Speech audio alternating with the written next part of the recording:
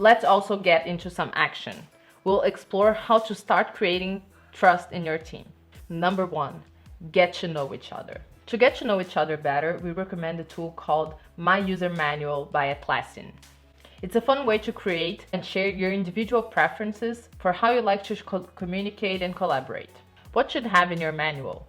Conditions you like to work with, best ways to communicate with you, the ways you like to receive feedback, things you love and you would like to share with your team, and also your favorite saying, something that represents your vision and way to work in a team. This tool is great for any team at any time, but especially when you just started a new team or you're kicking off a new project with a team and everyone should be invited. Another tool to get to know your team members better is called personal presentations. You should invite your team for a session and ask each one of them to reflect individually on 3 things that have contributed to shaping who they are today. Could be experiences, events, people, stories. Give them 3 minutes. Second, ask team members to draw the 3 things selected in a big piece of paper. Give 5 minutes for them to do that. Third, ask them to present to the team, showing the drawings and telling the stories behind it.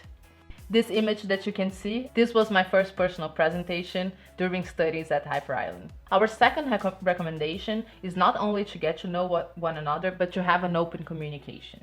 Some simple but usually forgotten recommendations are: be available and approachable to teammates. Schedule one-to-ones, have a coffee together, it can be a virtual one, and be open to others.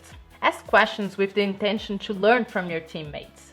Not only focus on delivered or not, right or wrong, there's no such thing, but listen to different perspectives and opinions. And don't forget to express gratitude for contributions and also acknowledge input from others during a presentation, for example.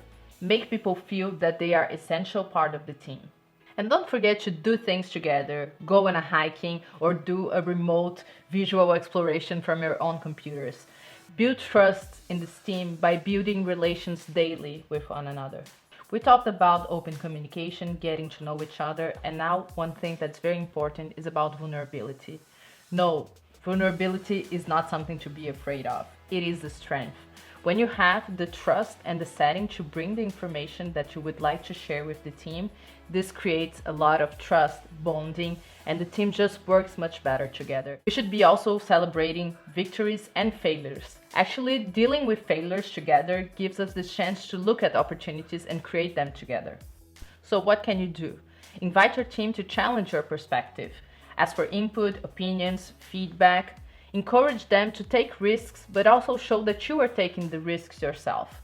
And share your personal perspective on failures. Yes, they happen and we should be talking about them. Other than just talking about challenges, mistakes, and vulnerability within your team, you should invite other teams and exchange these experiences as well. So we recommend sharing challenges, engaging with other teams, and also look for synergies. A tool that we recommend for this sharing between teams is called Word Café.